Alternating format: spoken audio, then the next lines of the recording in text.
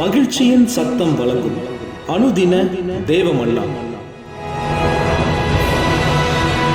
Voice of Joy presents Daily Manna by Reverend A. Benedict. தேவனுக்கு மகிமை உண்டாவதாக. இந்த நாளைக்குரிய தேவ மன்னாவாக எரேமியா 51ஆம் அதிகாரம் 10ஆம் வசனம். கர்த்தர் நம்முடைய நீதியை வெளிப்படுத்தினார். நம்முடைய தேவனாகிய கர்த்தரின் செயலை சீயோனில் விவரிப்போம் வாருங்கள். என கண்பான தேவச்சனமே,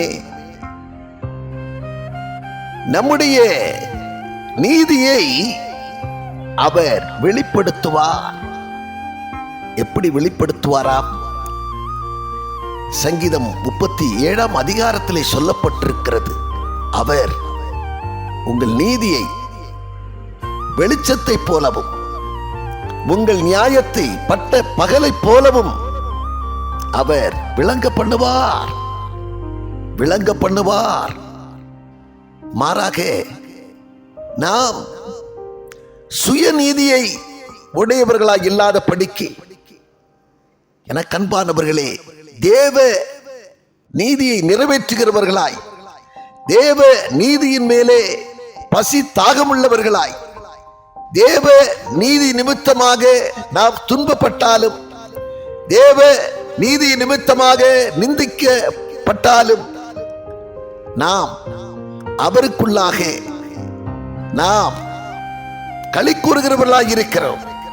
அது நிமித்தமாக சந்தோஷப்பட்டு களி கூறுங்கள், பரலோகத்திலே உங்கள் பலன் மிகுதியாயிருக்கும் என்று வேதம் சொல்லுகிறதுனாலே, எனக்கு அன்பானவர்களே, சுயநீதியை உடையவர்களாக அல்ல, சுயநீதியை உடையவர்கள் தேவநீதிக்கு செவி கொடாதிருப்பார்கள் என்று வேதம் சொல்லுகிறது. அந்த பரிசேயன் தன்னிடத்திலே சுயநீதி இருக்கிறது என்பதை வெளிப்படுத்தினான். நான் வாரத்துக்கு 2 முறை உபவாசிக்கிறேன், நான் என்னுடைய சம்பாத்தியத்திலே தசமபாக கொடுக்கிறேன் என்றெல்லாம் தன்னுடைய நீதியை, தனக்குள் இருக்கிற அந்த சுயநீதியை வெளிப்படுத்துகிறான்.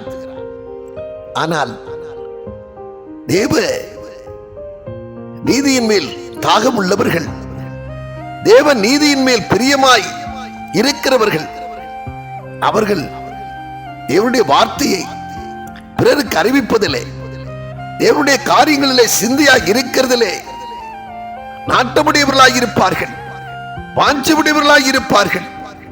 மான்கள் நீரோடைகளை வாஞ்சித்து கதறுவது போல என்னுடைய ஆத்துமா தாகமாயிருக்கிறது என்று அவர் மேல் உண்மையான தாகமுடையவர்களாய், வாஞ்சியுடையவர்களாய் இருப்பார்கள்.